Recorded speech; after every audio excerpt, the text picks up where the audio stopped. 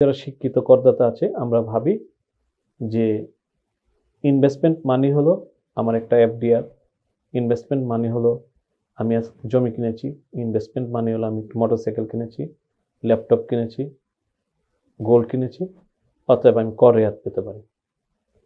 এখানে ইনভেস্টমেন্ট আপনার সেন্স না, সেন্সটা হলো কর রেয়াত পাওয়ার জন্য যে ইনভেস্টমেন্ট সেটাকে আপনি আবিষ্কার করতে হবে।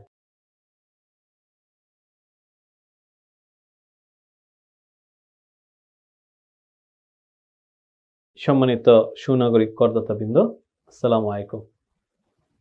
আমি আমার আইনজীবী পেশা হিসাবে যে সেবা দিয়ে থাকি, অর্থাৎ আইনজীবী হিসাবে আমি যে কাজ করে থাকি, বিশেষত আয়কর আইন নিয়ে আমার সম্মানিত সেবাগ্রহীতা এবং অপর অন্যান্য কর উপদেষ্টার সেবাগ্রহীতা সকলেই কর রেয়াতের বিষয়ে কিছু ভুল ধারণা পোষণ করে থাকেন।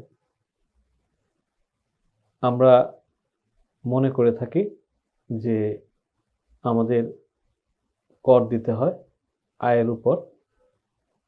এই পর্যন্ত ধারণা সঠিক, কিন্তু অনেকে এরকম বলে থাকি যে আমার এত খরচ আছে অতএব আমার কর আসবে না, অর্থাৎ তারা বোঝাতে চান যে আয়কর আসে সাধারণত তার সকল ব্যয় শেষ করার পর এবং ব্যয় পরবর্তী সময়ে যে অংশকৃত থাকে তার উপর তার কর প্রদান করতে হবে। ধারণাটি সঠিক নয়। আপনার আয়ের উপর কর দিতে হবে, চাকরিজীবী হন, ব্যবসায়ী হন বা অন্য কোনো আয়, বাড়ির মালিক হন, বাড়ি ভাড়া আয়, প্রত্যেকের জন্য এই কথা প্রযোজ্য। এবং এখানে অনেকগুলো আইনি দিক আছে, বিস্তারিত আলোচনা করার সময় সাপেক্ষ বিষয়। আমি যে বিষয়টি সংক্ষেপে বলতে চাই সেটি হলো কর রেয়াতের বিষয়ে। কর রেয়াতের বিষয়ে আমাদেরকে এমন অনেকে বলে থাকেন যে ভাই আমি তো জমিতে ইনভেস্ট করেছি, অর্থাৎ কর রেয়াতে স্পষ্ট আয়কর আইনে বলা আছে যে বিনিয়োগজনিত কর রেয়াত, শব্দটা এরকম। তো আমরা যারা শিক্ষিত করদাতা আছে আমরা ভাবি যে ইনভেস্টমেন্ট মানি হলো আমার একটা এফডিআর, ইনভেস্টমেন্ট মানি হলো আমি আজ জমি কিনেছি, ইনভেস্টমেন্ট মানি হলো আমি মোটরসাইকেল কিনেছি, ল্যাপটপ কিনেছি, গোল্ড কিনেছি, অতএব আমি কর রেয়াত পেতে পারি। এখানে ইনভেস্টমেন্ট আপনার সেন্স না, সেন্সটা হলো কর রেয়াত পাওয়ার জন্য যে ইনভেস্টমেন্ট সেটাকে আপনি আবিষ্কার করতে হবে। সেই ইনভেস্টগুলো কি?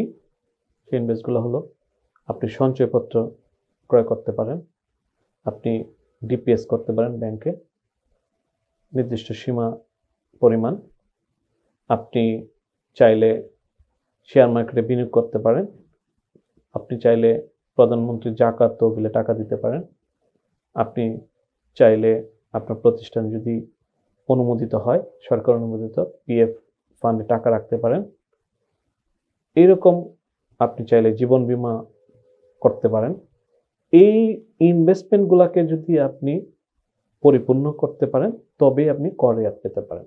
অর্থাৎ কর রেয়াত পাওয়ার জন্য সুনির্দিষ্ট বিনিয়োগ প্রয়োজন। এই কথাটিকে আপনি বলতে পারেন বিনিয়োগজনিত কর রেয়াত।